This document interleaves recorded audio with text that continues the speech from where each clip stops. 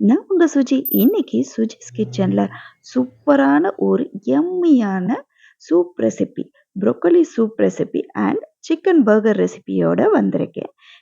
பொதுவாவே ஹோட்டலுக்கு போனாலே குழந்தைங்க இந்த க்ரீமி சூப் ரெசிபியும் அண்ட் பர்கரும் தான் ஆர்டர் பண்ணுவாங்க. அது ரொம்பவே நம்ம சிம்பிளா வீட்ல எப்படி செய்றதுன்னு பார்க்கலாம்.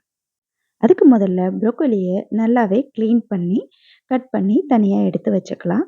ஒரு கடாயில 1 டேபிள் ஸ்பூன் அளவுக்கு பட்டர் சேர்த்துட்டு, இந்த ப்ரோக்கோலிய நம்ம நல்லா சார்ட் பண்ணி எடுத்துக்கலாம். ஒரு 2லிருந்து 3 நிமிஷம் வதக்கினா போதும். அதில பாதி அளவு எடுத்து தனியா வச்சுக்கலாம். திரும்ப ஒரு 1/2 டேபிள் ஸ்பூன் பட்டர் சேர்த்துக்கலாம். ஒரு வெங்காயத்த நீல வாக்குல நறுக்கி சேர்த்துக்கலாம். அது கூடவே 7, 8 பல்லு பூண்ட பொடியா நறுக்கி சேர்த்துக்கலாம். அதையும் சேர்த்து இப்ப நல்லாவே வதக்கி விட்டுக்கலாம். இங்க நானு வழக்கமா மைதா மாவு யூஸ் பண்றதுக்கு பதிலா கோதுமை மாவு 1 டேபிள் ஸ்பூன் சேர்த்துருக்கேன். ஹெல்த் கான்ஷியஸ்க்காக. அதையும் சேர்த்து நல்லாவே பட்டர்ல வதக்கி விட்டுக்குங்க. பாதி அளவு சார்ட் பண்ணின ப்ரோக்கோலிய சேர்த்து வதக்கி விட்டுக்குங்க. இப்ப இது எல்லாத்தையும் நல்லா ஆற வச்சு கொஞ்சமா பால் சேர்த்து அரைச்சு வச்சுக்கலாம். பர்கர் பன்ன 2ஆ கட் பண்ணி, கொஞ்சமா பட்டர் விட்டு, தவால நான் டோஸ்ட் பண்ணி எடுத்து வச்சுக்கிறேன். அது கூடவே ஆயில் வந்து கடாயில கொஞ்சமா விட்டு, சிக்கன் பேட்டியையும் ஃப்ரை பண்ணி எடுத்து ரெடியா வச்சுக்கலாம்.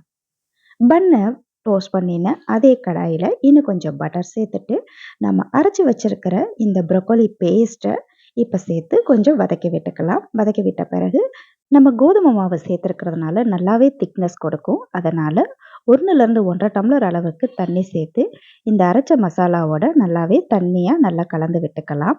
கட்டி இல்லாம நல்லாவே கிண்டி விடுங்க.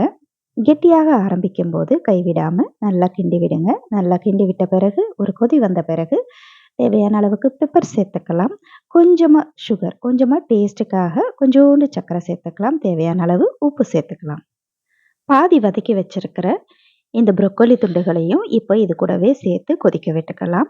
ஆரிகானோ ஸ்பைசஸ் ஒரு 1/4 டீஸ்பூன் அளவுக்கு சேர்த்துக்கங்க. நல்ல வாசனையா இருக்கும். ஒரு இட்டாலியன் ஃப்ளேவர் கிடைக்கும் நமக்கு இந்த சூப்புக்கு.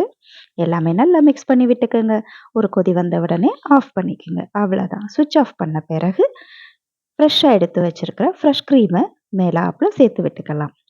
இந்த ப்ரோக்கோலியில நிறையாவே ஹெல்த் பெனிஃபிட்ஸ் இருக்குங்க.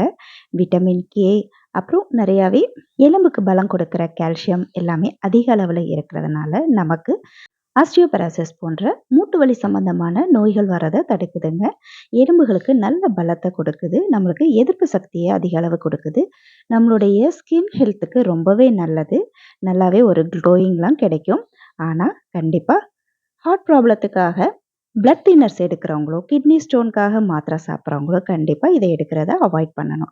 இப்ப நம்ம பர்கர அரேஞ்ச் பண்ணலாம். நம்ம டோஸ்ட் பண்ணின பர்கர கீழ வச்சுட்டு, அது மேல கேபேஜ் ஒரு லேயர் இல்லன்னா லெட்டூஸ் வச்சுட்டு, அதுக்கு மேல சீஸ் ஒரு லேயர், அப்புறம் நம்ம ஃப்ரை பண்ணி வச்சிருக்க சிக்கன் பேட்டி, அதுக்கு பிறகு கேபேஜ், டொமேட்டோ நமக்கு விருப்பமானது எல்லாத்தையும் அரேஞ்ச் பண்ணிட்டு ஒரு டூத் பிக் வச்சு நல்லா ஸ்டிக் பண்ணி வச்சுக்கலாம். இத 1லிருந்து 2 நிமிஷத்துக்கு மைக்ரோவேவ் பண்ணி எடுத்தா சூப்பரான சிக்கன் பர்கர் ரெடி ஆயிடுங்க. நம்மளோட க்ரீமி ப்ரோக்கோலி சூப்பும் இப்ப சுட சுட ரெடியா இருக்கு.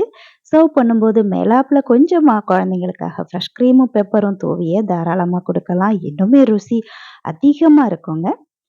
வீட்லயே செய்ற இந்த சிக்கன் பர்கரும், அப்புறம் இந்த க்ரீமி ப்ரோக்கோலி சூப்பும் குழந்தைகளுக்கு ரொம்பவே சந்தோஷத்த கொடுக்கும். குழந்தைங்களுக்கு ரொம்ப பிடிச்ச இந்த காம்போவ நீங்களும் வீட்ல ட்ரை பண்ணி பாருங்க.